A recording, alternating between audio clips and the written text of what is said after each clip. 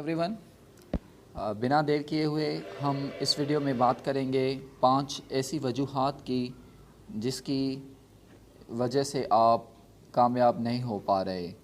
तो सबसे पहली जो वजूहात है वो है स्लोनेस, यानी आप किसी चीज़ में बहुत स्लो हैं, तेज़ नहीं हैं। देखें, आपको फास्ट होना पड़ेगा, तेज़ होना पड़ेगा कंपैरिजन टू दूसरे लोगों के।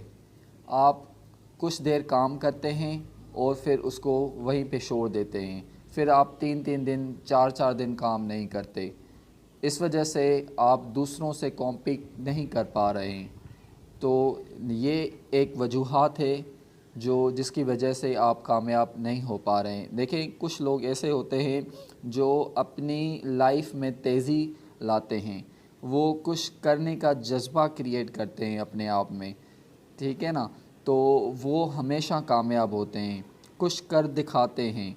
मगर आप जो हैं वो आपकी स्लोनेस की वजह से आप एक्शन नहीं कर पाते। आप डिसाइड तो करते हैं, फ़ैसला लेते हैं, मगर उन फ़ैसले को एक्शन में तब्दील नहीं करते।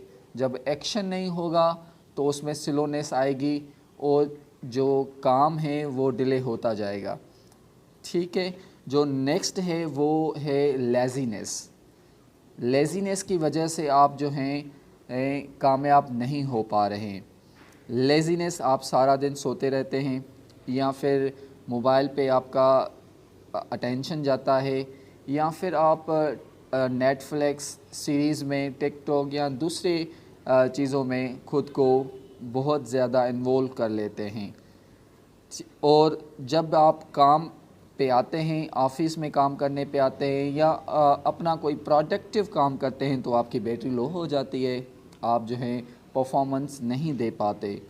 तो इस लेज़ीनेस की वजह से ये सेकंड रीज़न है आप कामयाब नहीं हो पा रहे। नंबर 3rd रीज़न जो है वो है ईगोइस्ट।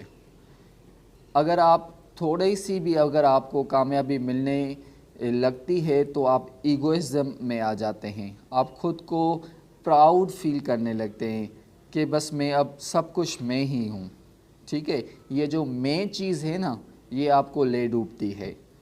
तो आप जिस पेस से काम करते जा रहे हैं उसी पेस से आप अपना काम करते रहें। No one is better than me.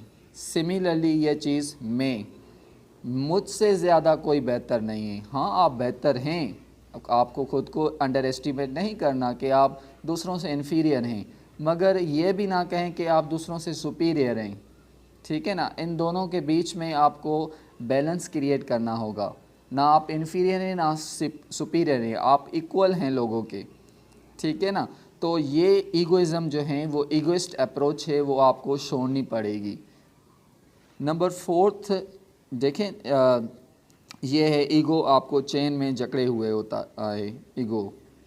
Number 4th जो बात कर रहा था मैं, वो asking for help is not a sign of weakness. कुछ लोग सकते हैं कि भाई मैं लोगों से क्यों पूछूं।